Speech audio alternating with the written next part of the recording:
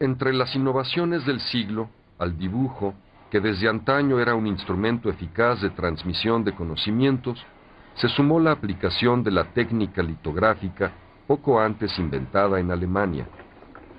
El dibujo sobre la piedra o litografía permitió la rápida multiplicación de las imágenes y por lo tanto la posibilidad de transmitir el conocimiento a un mayor número de personas.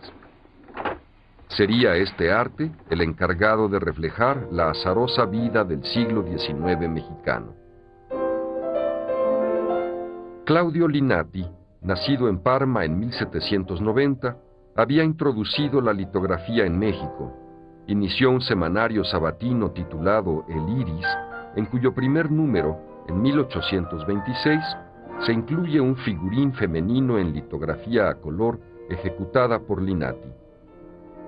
Ese mismo año, las críticas de El Iris a las dictaduras y a la guerra ocasionaron que el italiano fuera considerado persona no grata y expulsado de México. 2 años más tarde, Linati publica en Bruselas su obra Trajes civiles, militares y religiosos de México, en donde se prefigura la pintura costumbrista de los años posteriores. Uno de los usos más populares de la litografía tuvo lugar en la prensa periódica. El Mosaico Mexicano, por ejemplo, como revista de divulgación, retrata la vida cultural de las primeras décadas de la nación independiente. Atrás quedaba el énfasis de épocas anteriores en asuntos religiosos y políticos.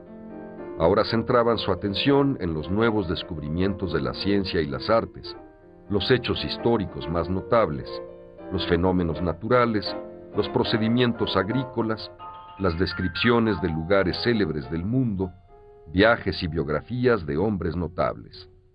Anunciaban también poesías puramente mexicanas.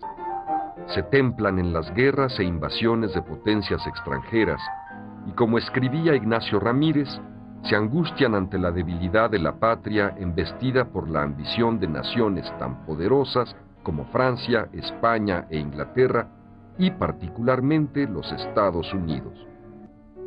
Casimiro Castro retrata la Ciudad de México como era, antes y después de ser destruida por azonadas y guerras, antes y después de la secularización y desamortización de templos y conventos, antes y después de su crecimiento urbano, de su incipiente industrialización y de la revolución tecnológica sufrida en el transporte, en la iluminación, drenaje, desagüe y urbanización de la capital.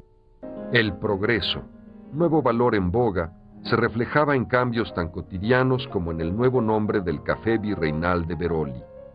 Ahora este se había transformado en un café con una fonda en los altos, bajo el rimbombante título de Sociedad del Progreso.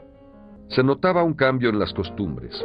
El ciudadano decimonónico pasaba más tiempo en el café, en la fonda y en la antigua almuercería, que ahora se nombraba restaurante al estilo francés. Artistas y escritores buscaban afanosamente dar identidad a sus paisanos. En 1855 se publica Los mexicanos pintados por sí mismos, cuyo título indica el rechazo a dejar que los viajeros y escritores extranjeros fuesen los únicos que describiesen al pueblo mexicano. Las litografías son creaciones de Ezequiel Iriarte y los textos de Hilarión Frías y Soto, Niceto de Zamacois, Juan de Dios Arias e Ignacio Ramírez. Entre 1858 y 1861, el país de estos pintorescos tipos nacionales vuelve a zozobrar y sufre una guerra civil. En 1859, el presidente Juárez decreta las leyes de reforma, donde se establece la separación entre la Iglesia y el Estado, y los bienes del clero pasan a formar parte del patrimonio nacional.